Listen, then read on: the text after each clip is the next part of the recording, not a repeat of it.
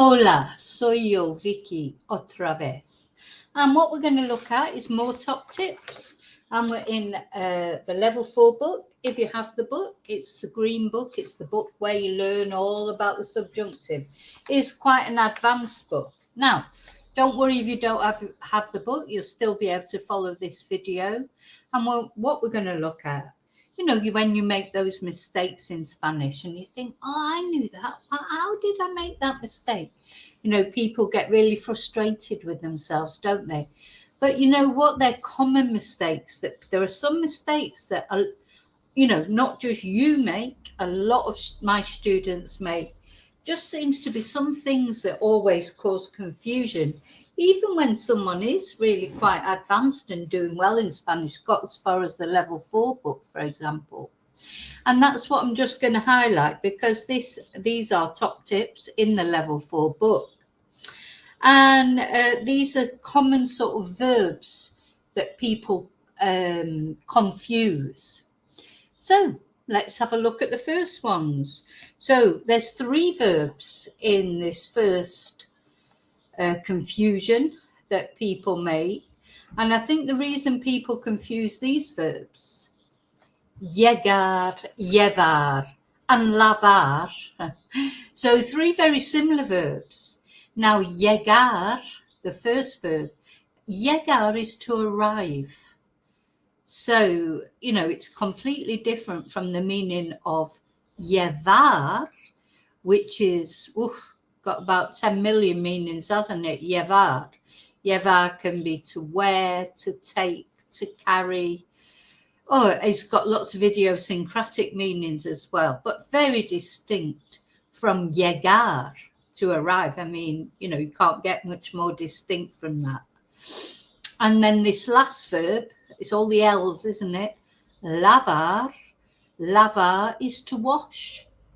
So 3 verbs that people tend, I think maybe because they all begin with L, they're all AR verbs. And then, of course, llevar and lavar have both got V's in them. They're similar. You can see that they're similar. So people do get them confused. So don't be hard on yourself if you get them confused. You're in good company. Lots of people do. Llegar, to arrive. Llevar, to wear, to carry, to take, to bring, to take away. Comida para llevar, take away food. Lavar, to wash. So they're the first verbs that people get confused.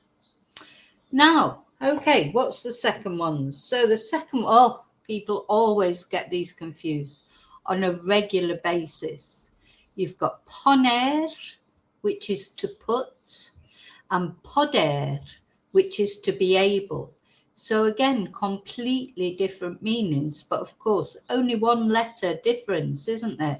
Poner and poder. So you've got an N in the first one, a D in the other one. Otherwise, they're very similar. And of course, they're both irregular in a lot of tenses. Poder is a diphthong in the present tense. I don't know if it's irregular in any other. But yeah, they're just so similar. They're so similar. And very often people get these two confused. So remember, poner with the N is to put. Sometimes it's good to think of something that maybe you could think of something. Think of the N is a niche where you would put something. I'm just saying what a possibility is. Sometimes word association helps you to remember Spanish. So yeah, you could think that poner was a niche where you put things. Poder was what could a D stand for? Was I can't think of one. Was a decision that you could make. I don't know. I'm sure you'll be able to think of something a lot better than that. Poder with the D, a decision you could make, you were able to make. Because poder is to can or to be able to do something. Of course, in the past tense, it's how we talk about what we could do.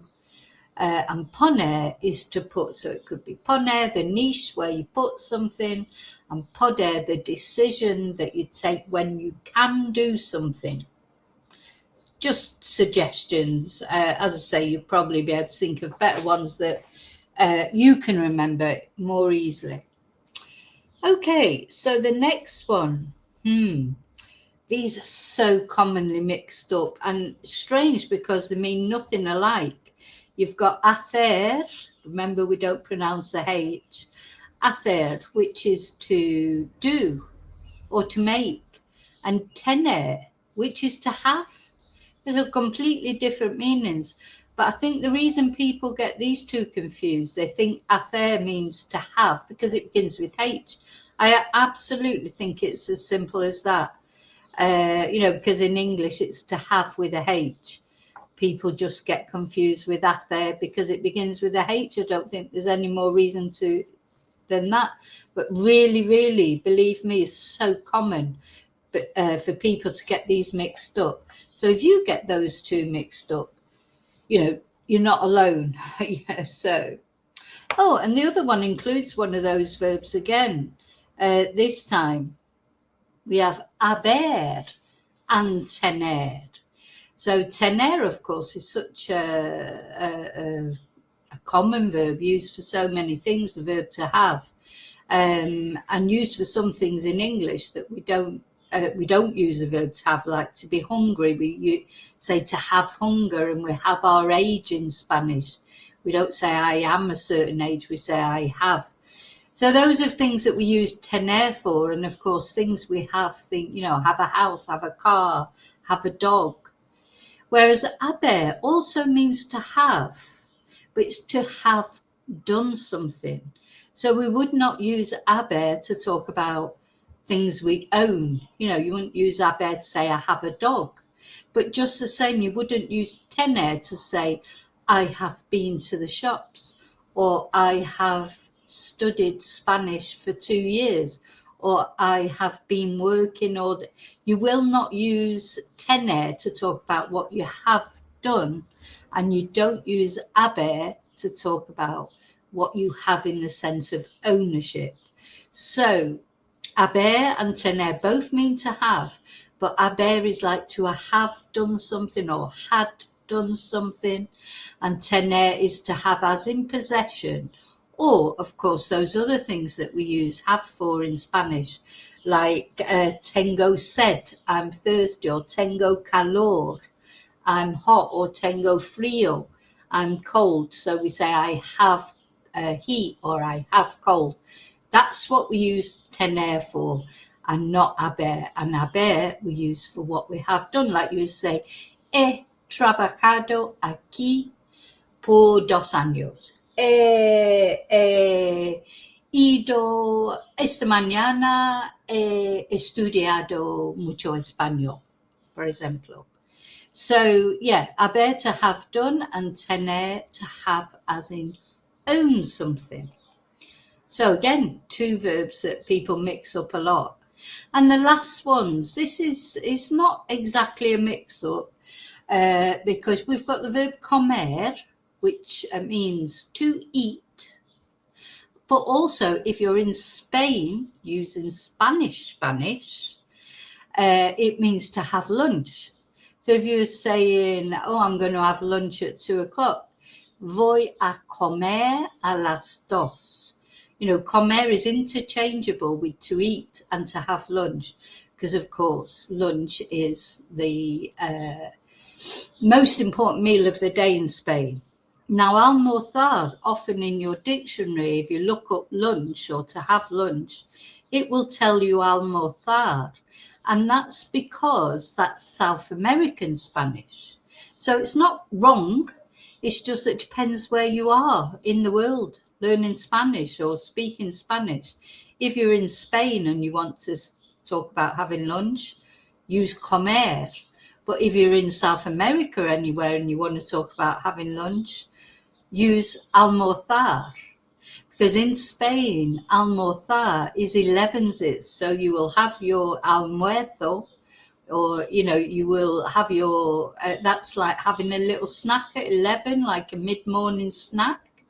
Whereas in South America, almorzar is to have your lunch, like your big meal at 2 o'clock. So just important to remember with those two. It's not wrong to use almorzar for to have lunch, or to use comer to have lunch. Just depends which part of the Spanish speaking world you're in. So if you're in Spain, use comer. If you're in South America, use almorzar. Okay, so that's it. So I hope you found those useful. I'm going to put the little video on that will show you all the different books that are available on Amazon. All the books have got top tips in them, and that top tip was from the level 4 book. And yeah, you will see on the playlist that I'll try and remember to link below, all the top tips from all the books. So apart from the exercises and those kind of things that you get in the books, there are top tips. Okay, mucha suerte con tu español. I wish you luck with your Spanish. Te veo muy pronto en el próximo video. I'll see you really soon in the next video. And until then, may your God go with you. Que tu Dios vaya siempre contigo. Now, I'm going to just put on this video. I hope you'll spend a little time just to watch it, to see the books that I've got on offer on Amazon. Okay, gracias.